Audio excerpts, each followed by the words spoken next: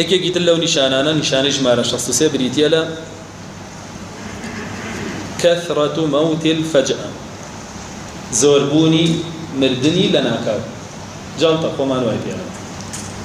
ترجل دي دلا هي دماخة هي هرشي هي أما زورة بنت في خمر صلى الله عليه وسلم فرمي إن من أمارات الساعة أن يظهر الموت الفجأة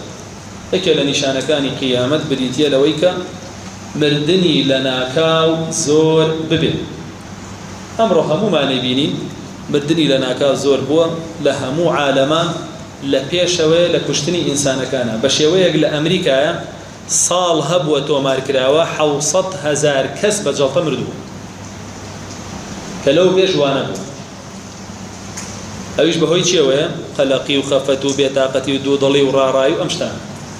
كيش وايليه كدورة لدينه شو كفاية كردار فرمي ألا بذكر الله تطمئن القلوب دعاء ويليه قولي نوان كردوا لسر أم جلطانا سيريان كردوا أواني كبزوري بي أمرن بيدين كامل لنا مسلمانانا كمترين رجيه بلام لنا وغير دين كان زورترين رجيه بو لبروي مسلمان خواي هيك بطاقة بيض خوا كريم خوا عليم خوا رحيم خوا ليم خوش به وميدم بخواي خوم هي اوم بوكا بو يضلي سكنايه بيا نك جلدي بيا بلام او